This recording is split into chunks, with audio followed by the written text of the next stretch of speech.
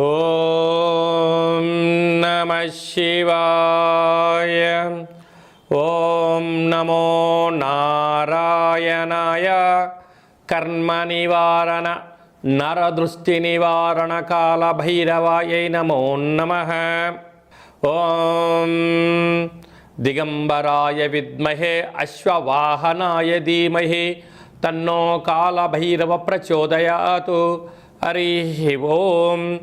మా ఛానల్కి స్వాగతం. చూస్తున్న వీక్షకులకు ప్రేక్షకులకు ప్రియ కాల భైరవ భగవద్బంధులకి స్వాగతం పలుకుతూ మమ్మల్ని ఎంతగానో ఆదరిస్తూ ఉండబడినటువంటి ప్రియ సోదర సోదరీమణులకు సనాతన ధర్మ సంరక్షకులకు జ్యోతిష్య అభిమానులకు అందరికీ కూడా నూతన ఆంగ్ల సంవత్సర శుభాకాంక్షలు. 1/1/2026 నుండి 15/1/2026 వరకు పుట్టినటువంటి వారందరికీ కూడా ముందస్తుగా జన్మదిన శుభాకాంక్షలు. అలాగనే వీక్షక ప్రేక్షకులకు అందరికీ కూడా మకర సంక్రాంతి, భోగి, కనుమ పండగ శుభాకాంక్షలు. ద్వాదశ రాశుల్లోనే గ్రహ గమనాల్ని ఒకసారి వీక్షింపచేద్దాం.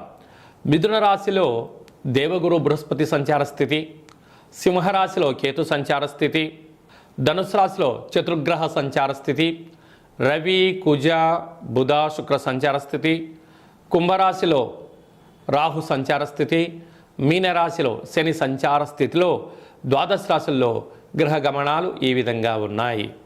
కన్యరాశి వారికి ఆంగ్ల సంవత్సర ప్రారంభకాల సమయంలోనే వ్యయంలో కేతు భగవానుడు, అర్ధాష్టమ చతుర్గ్రహ సంచార స్థితి, సప్తమంలో శని సంచార స్థితి, గ్రహాలు అనుకూలంగా లేనప్పుడు అనుకూలించడానికి ఎలాంటి విధి విధానం పాటించడం వలన ఐశ్వర్యం, ఆనందం కలిగి ఉన్నతమైన స్థితిగతులు పొందుతారో ఈ వీడియోలో సవివరంగా సంపూర్ణంగా తెలుసుకుందాం.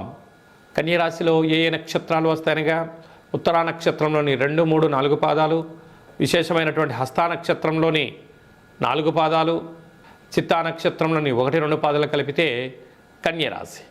రాశాధిపతి బుధ భగవానుడు. వీరికి అర్ధాష్టమ ఆత్మకారకుడు రవి, రాశాధిపతుడు బుధుడు కలిసి ఉండడం వలన ప్రభుత్వ ఉద్యోగ ప్రయత్నం చేసేవారికి చాలా మంచి కాలం. బుధాదిత్య రాజయోగం ఉంది కనుక అక్కడే రుణరోగ శత్రుకారకుడు కుజుడు, కుజదోషము, అక్కడే శుక్రుడు సంచార స్థితి ఉన్నప్పుడు యంత్రాలతో, ఆయుధాలతో, అగ్ని ప్రమాదాలు, జలగండాలు, యంత్రాలతో, ఆయుధాలతో ఇబ్బందులు పొంచి ఉన్నాయి. తస్మాత్ జాగ్రత్త. కోపం తగదు, శాంతం అవసరం.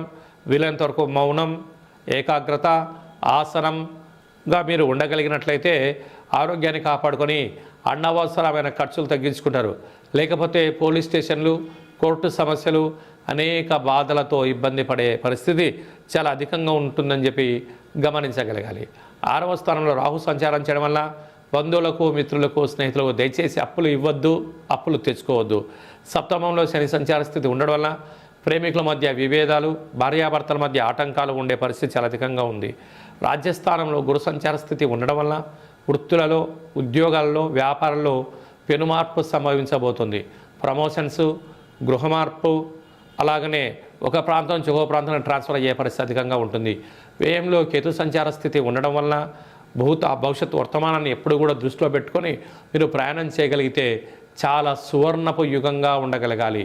ఓపిక, సహనము, లక్ష్య సాధనం కోసమే జీవన ప్రయాణం ఉండాలని చెప్పి జ్యోతిర్విజ్ఞానం తెలియజేస్తుంది.